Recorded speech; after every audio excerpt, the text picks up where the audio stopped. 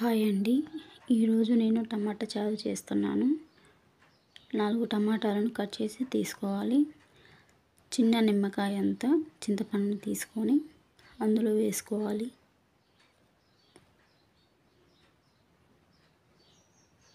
ఇలా వేసుకున్న తర్వాత స్టవ్ మీద పెట్టేసి ఉడికించుకోవాలి. టమాటాలు చింతపండు తొందరగా ఉడకటానికి అందులో 1/2 టేబుల్ స్పూన్ ఉప్పు వేసుకోవాలండి. ఉప్పు వేసుకున్న తర్వాత బాగా కలుపుకోవాలి. ఇలా కలుపుకున్న తర్వాత మూత పెట్టేసి ఉడికించుకోవాలండి. ఒక 3 నిమిషాల తర్వాత మూత తీసి చూస్తే చాలా బాగా ఉడికిందండి. ఇప్పుడు కలుపుకోవాలి బాగా. నా వీడియోస్ కనుక మొదటిసారి చూస్తున్నట్లయితే లైక్ చేయండి, షేర్ చేయండి, సబ్స్క్రైబ్ చేసుకోండి.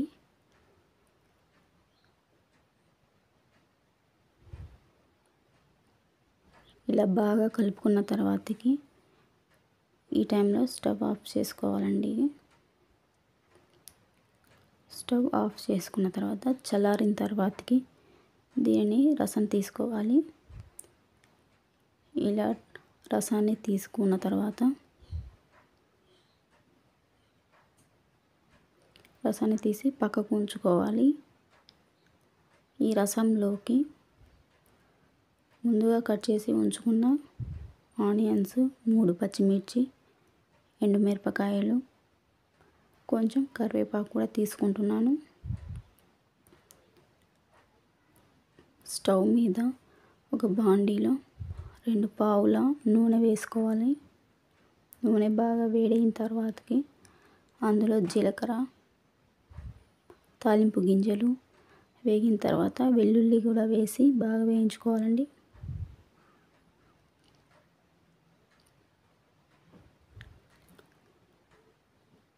ఈ బాగా వేగాయండి. వేగిన తర్వాతకి అందులో పచ్చిమిర్చి కూడా వేసి వేయించాలి.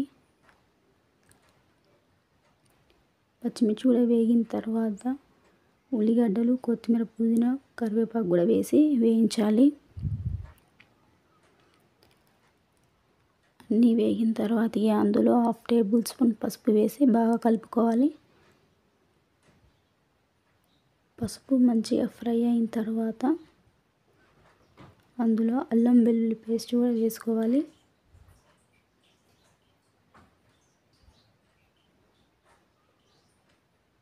అల్లం వెల్లుల్లి పేస్ట్ వేసి బాగా కలుపుకోవాలండి. రసంలో కొంచెం కారం వేసుకోవాలి.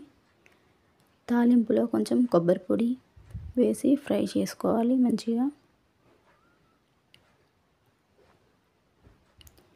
కొబ్బరి పొడి ఫ్రై అయిన తర్వాతకి అందులో కొంచెం ఇంగువ పొడి కూడా వేసుకోవాలి.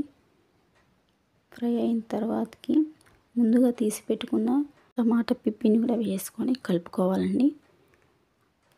అన్నీ కలుపుకున్న తర్వాతకి అందులో ముందుగా చేసి పెట్టుకున్న రసాన్ని కూడా అందులో పోసుకోవాలి. ఇలా మొత్తం పోసుకున్న తర్వాత బాగా కలుపుకోవాలి. ఒకసారి మంచిగా అంతా కలిసేటట్టు ఇలా కలుపుకోవడం వల్ల అంతా కలుస్తుందండి.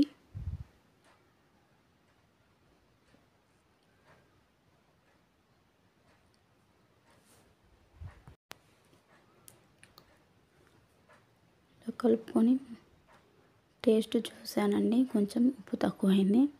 అందులో 1/2 టేబుల్ స్పూన్ ఉప్పు వేసుకోవాలి. టమాటాలు ఉడికించేటప్పుడు కొంచెం ఉప్పు వేసుకున్నాం కాబట్టి చూసి వేసుకోవాలి.